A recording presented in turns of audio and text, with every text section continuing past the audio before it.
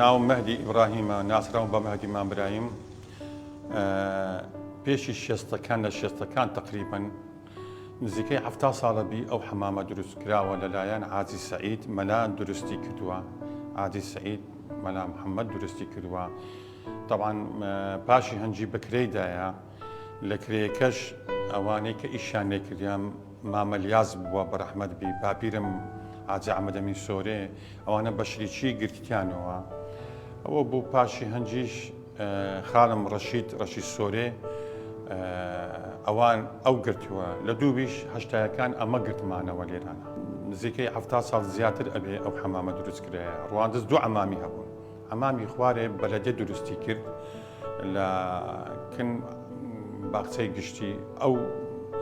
قدیمترە لەو عەمامە ئێستاکە. مڵکی شخصی بوو ئی عاجی سەعیدی بوو. عاجی سەعید بەڕەحمەت بی نەماوە. عاجی سەعید مەلا ئەو دروستی کرد زیاتر لە 70 ساڵە. سەردەمانێک ڕواندز حکمی هەتا بەستۆرێ کرد هەتا پشتی مێرگەسۆر و پشتی سیدەکا و هەتا منطقەی تورک و ئیرانیشە کرد. هیچ شارێک نەبوو لە شاری ڕواندزێ. ڕواندز وەکو مەسەلەن منطقەی گەشت ئەوە بووە ینی تجاری بووە خەڵک هەموو دەهات ئێرانە لە دێهاتەکانی ئەو دەوروبەرەی ئێجا ئێرە بە حکمی ئەوەی حامیەی ڕواندز سەربازی عراقی زۆر تێدا بوون ئەو کاتی ئەوان زیاتر مشتری بوون دەهاتن خۆیان لێرە ئەشوشت و هیچ جێک نەبووە وەکو ئەتوانم بەس لە هەولێرە ئەگەر حەمامەک هەبی ئەو وەختی نەکو هیچ لە هیچ شارێکی کوردستانی نەبوو حەمام ئەو وەختی. تەنیا ڕۆژی دووشەممە لە سعات 8 بەیانیەوە ئەکرا بۆ ژنان بوو بۆ ئافرەتان بوو ژنێک کە سەرپەرشتی ئەکرد بەناو عەلەجان بوو بەڕەحمەت بێ ئەویش نەمایە ئەو سەرپەرشتی ئەکرد. ئەو کاتێک کە خاڵم ڕەشید سۆرێ لێرانە بەکرەی گرتبەوە کوڕێک هەیە بەناو کاک یەحیا برای کاک محەممەدی ئەو ئیشی لەسەر ئاگرکردنەوەکەی ئەکردو وە سەرپەرشتی ئێرەشە کردو خاڵیشم لەسەر دەخیلە بوو ئێرەش نەفەریتکە هەبووە شیر و چاو و دارچین و چاو ئەو شتانەی فرۆشتووە.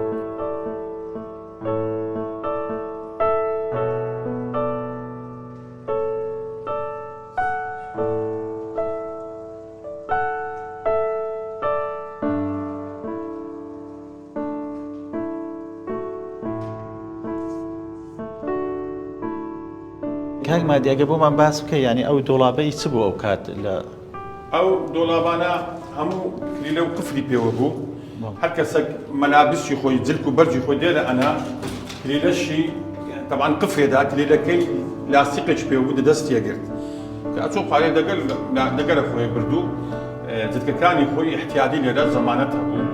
ئێرەش جێ دانیشتنیە بوو هەمووی عەسیر بوو ڕایق بوون دانیشتن خۆیان نیشت کردو ئێرانەش جێگای شیر ئەگەر بچین ئەگەر لەسەر خۆ کاک مادی لەسەر خۆ ئەگەر بەشەکانی دیکەشمان بچینە خوارەوە بۆمان باس بکەیت جێگای شیر و چاو دارچین بوو کاک سەفین یادی بەخێر ئێستا لە کەنەدای ئامۆزایتم سەفین ساڵە لێرە منداڵ بوو شیر و چاو دارچینی ئەفرۆشت لێرانە تەوان کە ئینسان لە حەمام هات دەریشەکی بخواتەوە شتێکی گەرم خۆشە. بەڵێ ئەگەر بەیەکەوە بچینە خوار کاک مادی فەرموو باسی ئەو بەشانەشمان بۆ بکەی بزانین شوێنە چیە و ئەو نووسینەی هەرماوەتەوە لەسەر زیاتر خۆ هیشیکردنەوەیە لێرە شتێکم وەبیر هاتەوە ئەو کاتی خەڵک پەشتەماری زۆر کەم بەکاردێنە ئەمە پەشتەماری خۆمان هەبوو ماچشتن و هیشکمان نەکردو پەشتەمارن وەدەیە چی ینی خراپ بوو ئەو سەردەمی تەبان ئێرانە ینی جێخۆ هیشکردنەوە و جێخۆ گۆڕین بوو ئەچۆ جێخۆ ئەو بەرامبەرەکەی مرافق بوو ئاشا لەڕنگۆ WC بوو لەوێ حاجەتی خۆی کردو ئەوە بوو. بەڵێ ئەگە بچینە ژوورەوە کاک مادی بزانین ئێرەش تەبعاً ناو حەمامەکەیە حەمامەکە دوو غورفەی تایبەتی هەنا ئەوە یەک ئەوە دوو ئێرە گەرم بوو ئەو بەردە زۆر گەرم بوو ئاگر لەبن ئەو بەردەیە بوو مەسەلەن کابرا نەخۆشی قەلبی هەبوو جسمی هەبوو دەمار و شوانەی هەبوو یا هەر نەخۆشیەوە لەسەر ئەو بەردەی دائنیشت گەرمایەتی ئەو بەردەی یعنی تەأسیر لە هێسک و ئەوەیە کرد لە شەکەیە کرد. ئەدی ئەو شوێنانە ئیچ بۆ شوێنانە بەردی ئەوانە بەرد لەسەر دائنیشتن وەکوگا ئەوە باجەکەیە لێرانە ئاوی سارد و گەرم هەبوو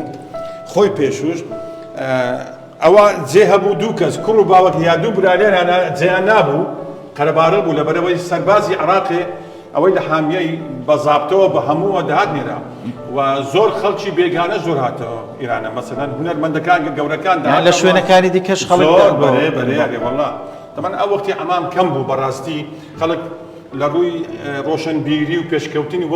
وەکو ئێستا نەبوو. بەڵێ کاکمادی ئەگەر لەگەڵمان بشوێنشکەش هەمان وەکو ئەو ژوورە ئیچ بووە ئەگەر باس بکەیت ئەو ژوورانە تقریبان تایبەتی بوون هەمووی تایبەتی بوو ینی خەڵکەکە بوو مەسەلەن 5-6 کەس بوون ئینە خۆیان بوون هەموو دەهات ینی دەهات لێرانە خۆیانە ششت و بزانە ئەو شیشە زیاتر لە 70 ساڵە هەیە زیاتر لە 70 ساڵە ئەو دار و مەسەلەن ئەو شیشە و ئەو ئاسنە و ئەو چیمەنتۆیە هەیە ئەساسەوە یعنی ئەوە دەلالەت لەوەیە کە مەوادی وەختی خۆی شتێکی باش بووە. ئێوە پێشنیارتان چیانی ئەو گەرماوە نۆژەن بکرێتەوە یاخود وەکو شوێنێکی مێژووی ئەم شارە بمێنێتەوە؟ طبعا کاک بەختیار ئەوە زیاتر وەکو باسن کرد لە 70 ساڵی هەیە ئێرە جێگایەکی مێژوویە جێگایەکی کەلتورە دەلالەت لە سەقافەتی ئەو شارە ئەکات لە ئاستی ڕۆشنبیری ئەو شارە ئەکات ئەو کاتێکەوە دروستکەیە هەندێک شار هەر وجودی نەبووە ئەوە کە دروستکرایە فکرەی ئەو مام عازی سەعیدی بەڕەحمەت بی فکرەی زۆر بەقووەت بووە عایلەی ڕۆشنبیری ئەو شارەی بووینە ئەوە داوا لە لایانی پەیوەنددارەکەم بەڕاستی ئێرە نۆژەن بکاتەوە لەوانە بکریتەوە لەو خانەوادەی بکریتەوە ئێرە نۆژەن کاتەوە بۆ سەردانی گەشتیاران شتێکی زۆر چاکە ئەوە کەلتورە ڕاستە تاریخی ئەو شارێکە بەڵام دەلالەت لە سەقافەتی ملەتی کورد دەکات ئەوان ئامادەیان تێدایە بفرۆشنەوە بەرێ وەڵڵا مڵکی خۆیان بەرێ ئەوە ئەفرۆشن بەس بزانە دەبیت لایانی پەیوەندیار دەگەریان ڕێککەویت.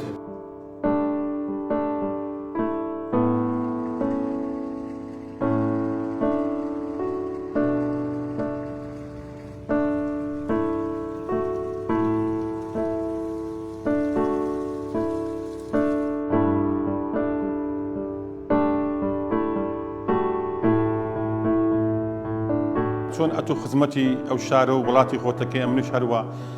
پێویستیم بە خزمەتکردنی ئەو وڵات و کەس و میلەت و تاریخ و خۆم هەیە شتێکم لەبیر چوو باسی کاک حوسێن بکەم. کاک حوسێن ئەویش لێرانە کارێک کرد ئیشی بە گەرمکردنەوە و ئەو شتانەیە کرد و من سوپاسی جەنابتان دەکەم بەڕاستی پێویستە هەموو ئەو جێگەیانەی کە تاریخی کوردن لەبیر نەکرێن مێژوو جارێک کە دووبارە نابیتەوە جارێککە زۆر سوپاس دەکەم بۆ سوپاسی مام عازی سەعیدی شەکەم هەزار ڕەحمەت لە گۆڕی بی کە ئەوەی دروست کرد بۆ ئێمەی بەجێهێشت ئەو مێژووە جوان.